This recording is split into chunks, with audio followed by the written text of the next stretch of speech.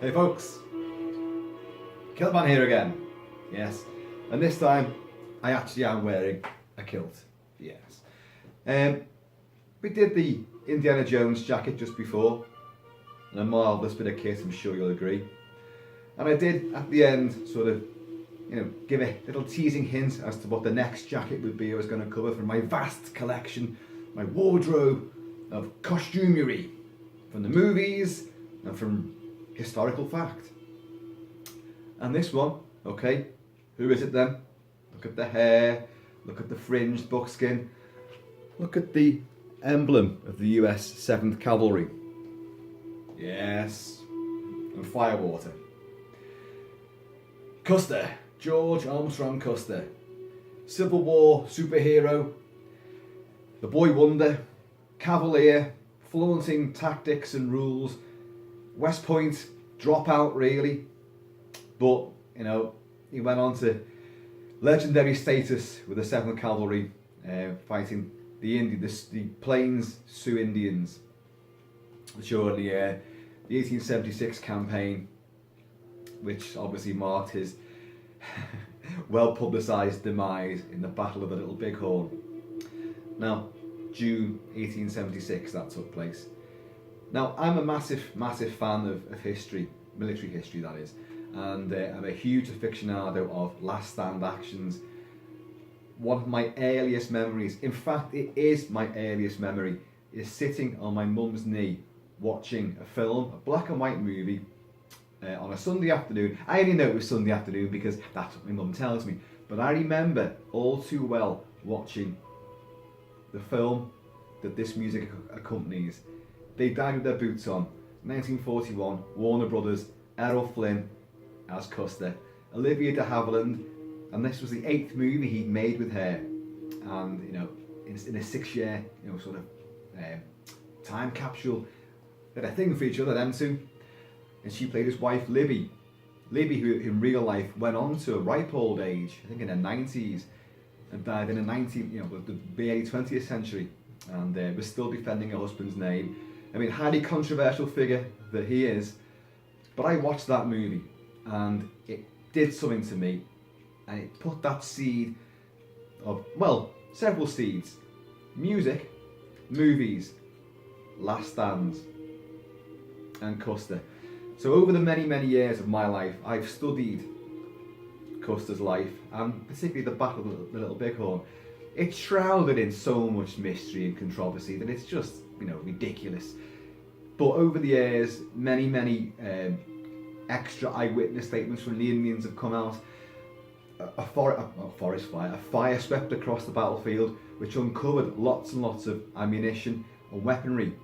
Using computer technology, they could track the movement of individual rifles around the battlefield, and that is second to none sort of historical research.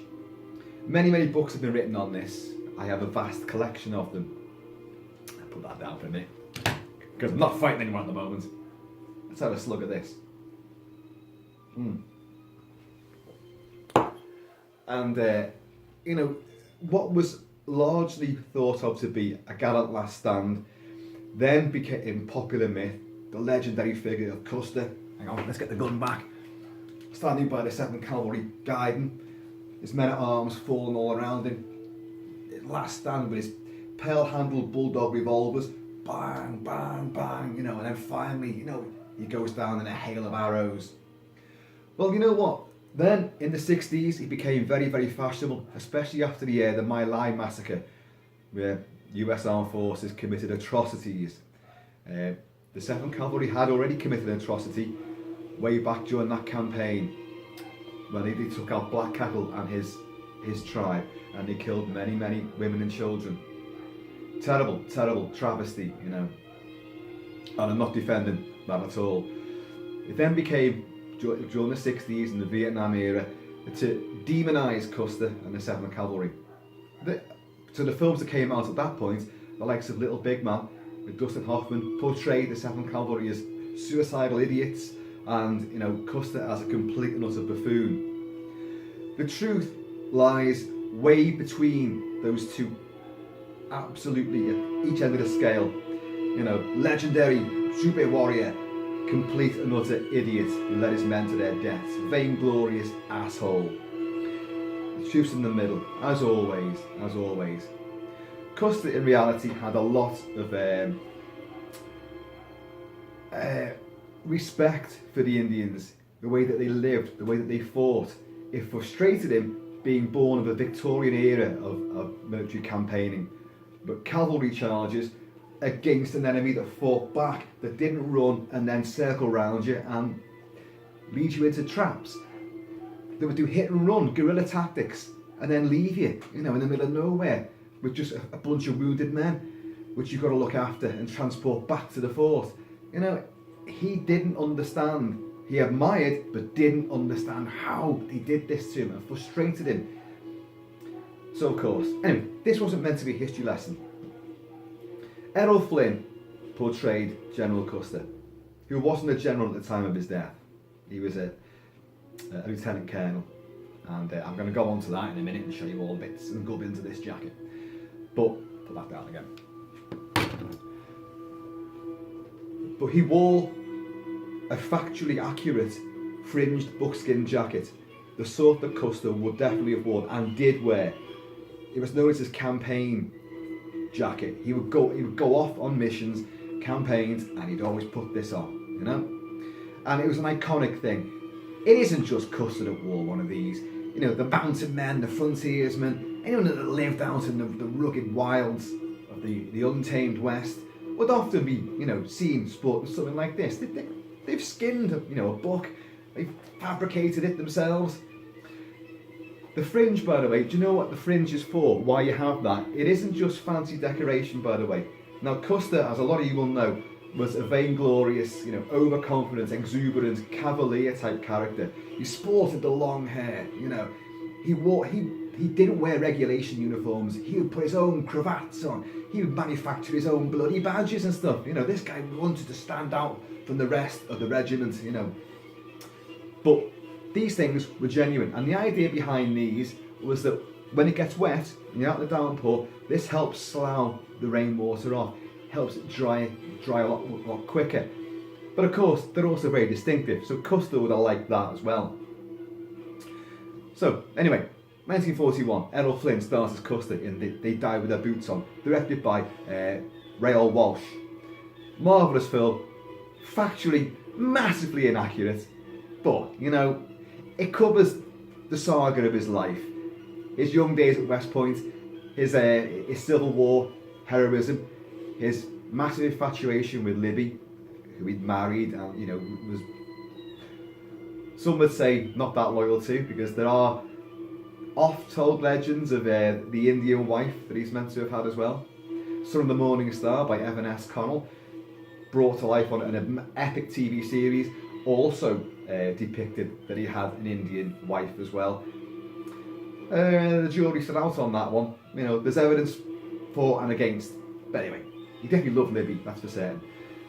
And the film, obviously then, careers towards a gallant last stand. And it is the most, when you watch it now, it's brilliantly choreographed, but it's the most ludicrous tactics and strategy that you could ever possibly employ. But some great horse stunts in it though, oh my god. It's a film I'll cover at some point, honest to God. Its soundtrack by Max Steiner is playing right now, and classic it is too. But 1942, the year after this film reached its huge success for Warner Brothers, and for Errol Flynn and Olivia de Havilland, people began to manufacture knockoff buckskin jackets for people to walk down the streets as Errol Flynn. Who would have thought? Now, the guy that I got this off told me that this was made in 1942. I cannot find a date in it, but I have the label. I'll show you the label. I'm going to take it off in a minute, and it's from Milford of Milwaukee, Wisconsin. Now, that was a huge tannery and leather manufacturers that did jackets, boots, bags, all belts, gloves, all sorts, from the turn of the 19th century. It is a huge big building, which I don't know if it's still there, but it certainly was a big landmark in Wisconsin. I've seen photographs of the place. So it's Milfer of Milwaukee. Now, I don't know if they've become another company ever since, but I've tried to find and source and date this jacket, and I can't really find it. I've found similar things. There's a company called Milfer Leather now, which is out there, and they do a lot of biker jackets, biker gear, boots, and that kind of stuff. But I can't see in their history that they were a sort of evolution of the old Milfer of Milwaukee. But that's who made this. And if that is the truth, that this jacket was made, it's certainly vintage. This is a very, very old jacket. A lot of them are from the 60s. This predates the 60s by far, because I've got jackets from the 60s. I've had a fringed buckskin jacket, which was nowhere near as good as this, which was from the 60s, which I thought, oh, that's a Custer jacket, I'll have that. But it wasn't that good, it didn't have that sense of antiquity. It looked a bit hippie, a bit flower power, And that sure as hell wasn't Custer now, was it, This guy wasn't a peacemonger. He was a fucking warmonger.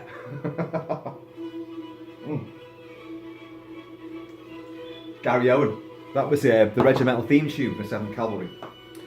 Who were doomed, by the way. They were doomed. That battle, that last stand, Custer stupidly split his command. This is a guy who made so many maverick decisions, which were brilliant, impetuous, but often brilliant.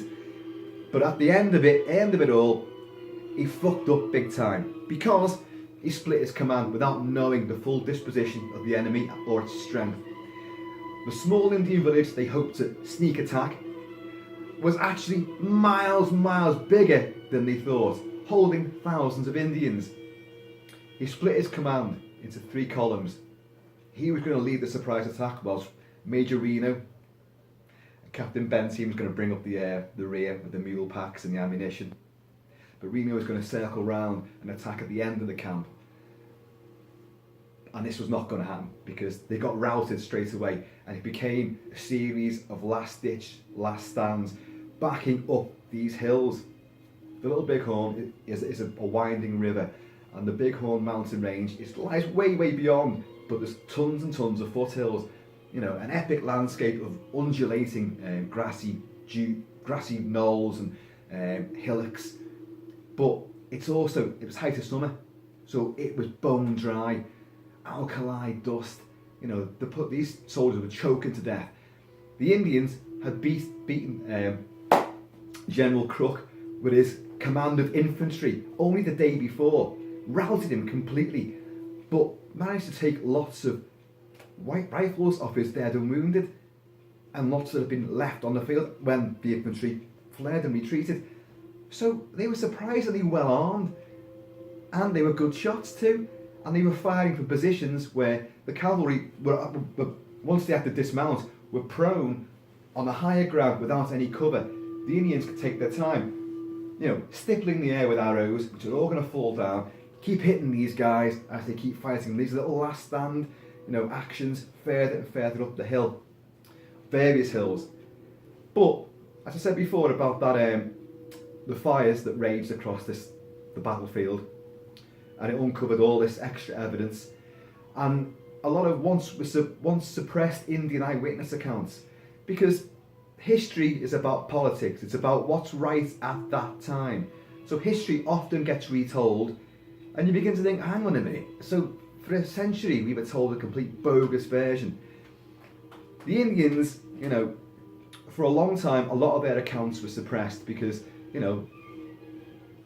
we can't believe what they're saying, because they want to try to make themselves out to be better and more sympathetic than, the white population of America wanted to hear. In actual fact, they weren't lying at all when they said that the 7th Cavalry fought amazingly well. This was a regiment that at the time was made up of veterans and raw recruits. Nothing in the middle of that. You had stalwart, stout-hearted campaign veterans who fought the Indians and lived on the prairies and the wilds for years. And he had these raw recruits who come in and didn't really know a damn thing, and they'd marched, ridden hard for days trying to track these Indians down. Everyone was knackered. The fact that the Indians had already sussed them pretty much just before the attack began, and managed to turn the tables on them, and forced them back up the hill must have been one of the most deflating and upsetting things that these guys could ever have come across. So forced to dismount, forced to form skirmish lines. Whilst being shot at, the Indians would ride in with their war clubs to Camp Coup, showing their bravery off brilliantly, dodging the bullets, smacking someone, leaping off, taking a scalp here, there and everywhere. And these guys witnessing this are getting more and more demoralised, more and more terror-stricken. Custer and his main entourage of a bunch of twats, basically. These were Custer's leadership during this campaign is questionable, at a very basic level. This is a guy who had deserters shot. This is also a guy that deserted, his forces at one time to ride back across a hell of a distance, about 100 miles, on his own, to be beside his wife's bed when she was suffering from pneumonia, and he went back to look after her. That's romantic and commendable, but it's also desertion. He'd have men shot for that. So this huge, dichotomy and twist of character. Not a likeable man, but an admirable man for many of his heroic qualities. Anyway, and his dress sense. Had he worn a kilt, and I have here the hunting Macgregor, had he worn a kilt, he'd have survived. But the last stand is often depicted as on the top of the hill. Custer and just a few men are gathered around the flag. They've shot the horses for breastworks. The Indians are converging. Custer's the last man standing. In all honesty, he very possibly was. And his body wasn't mutilated. Unlike every other body on that field was hideously mangled. But Custer's wasn't. They took a fingertip, that was it. There's a bullet hole in his temple and a bullet hole in his side. Either one would have been a fatal shot. But his body was unmolested. They were all stripped bare, so someone bagged his buckskin jacket. Anyway, but that last stand is genuinely true. They never got to the top of the hill. I mean, it's a fallacy to believe that had they even got to the top of the hill, they would have formed a successful defensive perimeter in time for either Reno, who was absolutely, his column was shattered, packed full of wounded and dying men. Some were cut off in the timberland, but they'd all retreated terribly across the river and got up another bank and were absolutely harassed through day and night by the Indians who were pressing home on him. So he couldn't go and help Custer. Captain Benteen, a staunch hater of Custer, who was bringing up the pack train, the mules, had no idea where Custer even was. So he wasn't going to get to him in time. Custer's ragtag final headquarters staff never made the top of the hill anyway. They got almost to the summit of it, almost to the summit where the big monument now stands. And Crazy Horse, who led his particular force around the back of the hill, came crashing over the top of the hill before they could make the summit. And that was the end. They all wiped out. But as the Indians do say, and testament is there now, and it's backed up and corroborated and believed now, that these guys did fight individual gallant last stands. Plus, they even led a couple of charges into the massed ranks of the Indians, and on 2 occasions drove the Indians back. What was once touted as being a battle that lasted no more than half an hour, 40 minutes tops, is actually supposed to have gone on for 2 hours. That's 2 hours of men who've run out of ammunition for their carbines, their Springfield carbines, which were only single shot anyway, and resorting to their revolvers. And even then, they're overheating, their panicked hands can't get the bullets in, they're firing at ghosts in the dust, where the Indians can take their time, just pick them off, wound them, then close in for the kill. But there's so many accounts of vicious hand-to-hand fighting. It's just, it's legendary stuff. It'll be funny how it's viewed in the next sort of 20 years or so, because it'll turn full circle again, and Custer will be a complete and utter bastard, or he'll be a complete hero, who knows. But anyway, so in 1942, the jackets came out, genuine merchandise from, a Warner Brothers movie. And so people were strutting about dressed as Custer. And therein lies this jacket. As I say, I can't find any trace of it being made in 1942, but it certainly came from a company that was doing these jackets in 1942.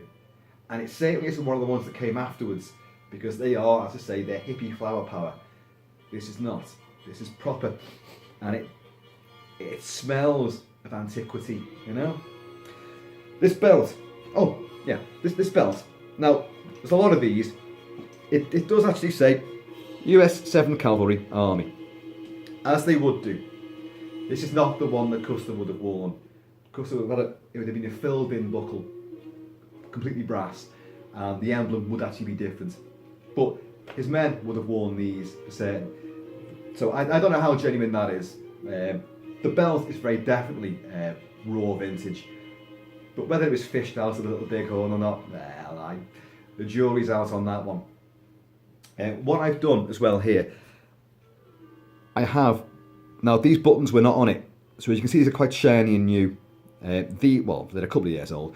These are the exact buttons that his men would have worn and he would have worn on his campaign jacket, which are US Army of the Indian Wars. That emblem is genuine. They would have worn these. This jacket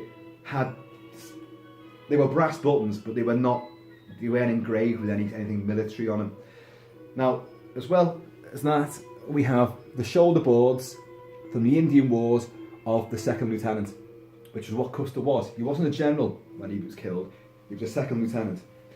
And that's what those are. Now, shoulder boards, I'm in the UK. I've also served the Royal Marines. You know, I have a strong military background. I have 1,000,001 jackets and tunics from all periods. European and especially British soldiery wore shoulder boards which went along the shoulder. The US is a bit unique in this, in that they wore them across the shoulder, as you see here. They went across, sometimes at the end, but having looked at all the photographs of Custer with his fringed buckskin jacket and the way his shoulder boards were worn, he wore them slightly in a bit. I've got a lot of imagery of this, so I've tried to make it as authentic as possible. And what I'm lacking though is the cross sabres, which would have been on, you know, the collars here, the wings here. He would have had them. He wore them. I have got a pair of those, but this is the problem with this, and this is what I've never managed to, you know, unearth. How the hell these guys could stitch these things in? I had to get someone to do that for me, because you cannot penetrate this fucking leather. It is really, really super hard, tough and thick, as you'd want it to be. Preferably you want it arrow proof as well, like, you know, but, you know, so I had to get someone to do that, and it took her a long time to penetrate this, and she was a professional dressmaker, you know, and seamstress, so bloody hell. So as it happens, I have not yet bothered to put the cross sabres on. So anyway, let's take that off. And well, hang on, have a look at the back. Have a look at the back.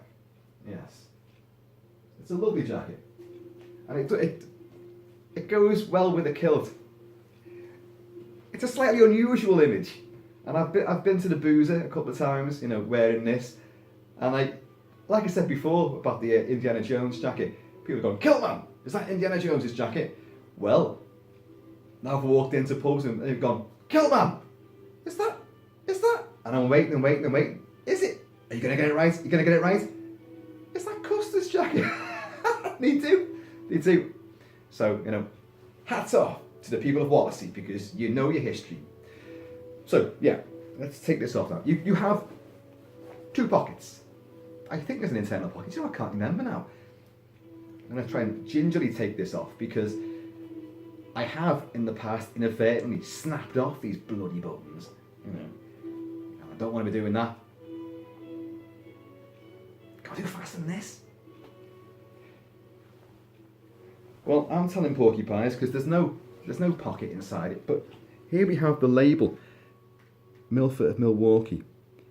If any of you out there do actually know a bit more history about this company or even this jacket, then please do let me know, because I'm genuinely interested. I would love it to be, you know, one of these first made, you know, jackets to correspond with Errol Flynn's one. As it happens, the one Errol Flynn wears isn't quite the same as this. There's fringing on the collars as well. But, you know, I don't think anyone in those days was particularly that arsed about screen accuracy. I would love it even more if this actually was Custer's jacket, but somehow I don't think that's ever going to, you know, come to light.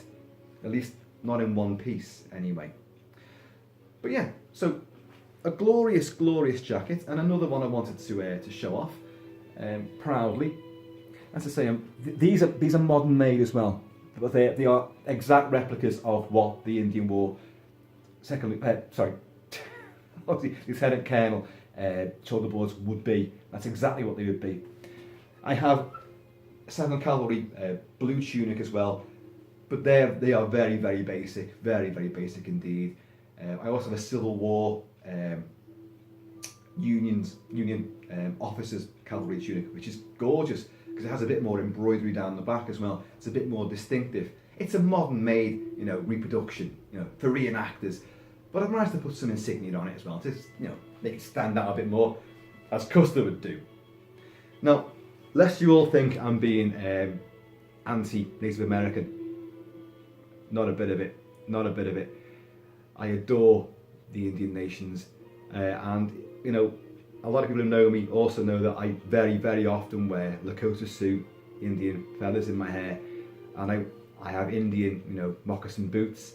I have medicine wheel. I have all sorts of stuff, you know, and a lot of bling as well, all genuine. An Apache bone bead belt, which is just, I wear that a lot. I wear it around my boot. I tie it around the boot, and it just looks so distinctive. But, you know, so my heart goes out to, you know, the real Americans who are wiped off, you know, pretty much, you know, almost exterminated. And it's sickening. It's sickening what white man has done. England was just the same. Practiced, you know, bloody genocide all over the world. If it isn't English, we'll make it so. And if that means eradicating the native population, then we'll do so. But alongside that, I have a huge affection for, you know, battles and the men that fought them. So I understand and I dream about the mindset of men who face their final moment in horrific circumstances. And Custer's Last Stand and the Battle of Isandlwana several years later, 1879, January 1879, where the English redcoats fought the Zulus at Isandlwana, the day before Rorke's Drift, where we won the famous battle. We had a catastrophic defeat.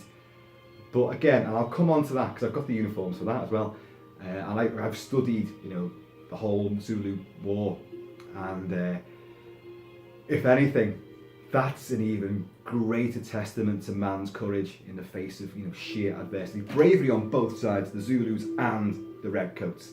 An unbelievable clash of cultures and stark heroism, butting heads.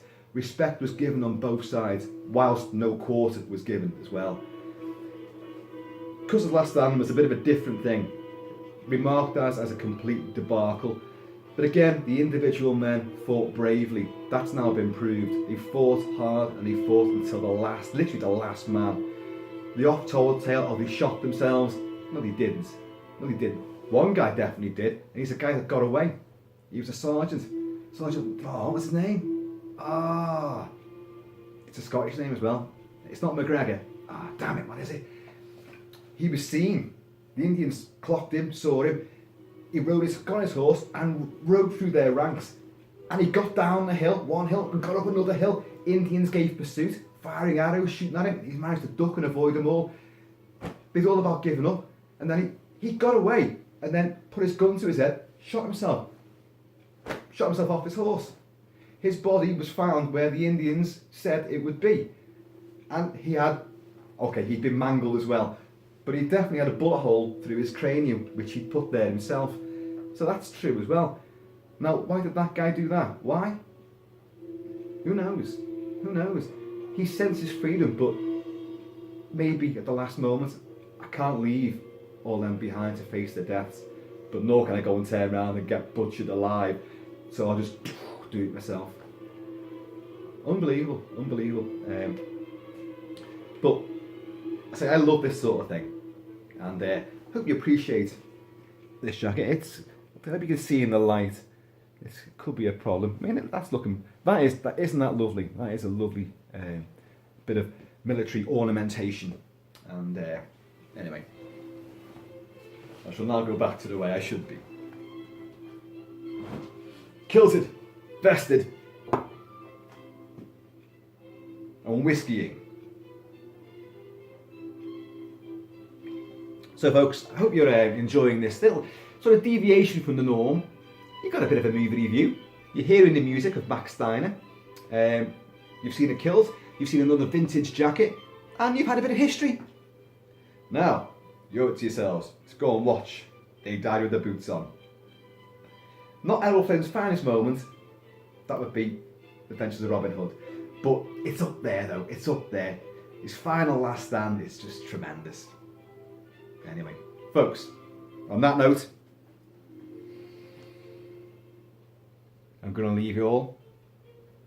Watch out for encircling enemies. When it happens, get the wagons in a circle, put the women and kids in the middle, save the last bullet for yourself. That's the rule of the frontier. Anyway guys, I'm going to see y'all later.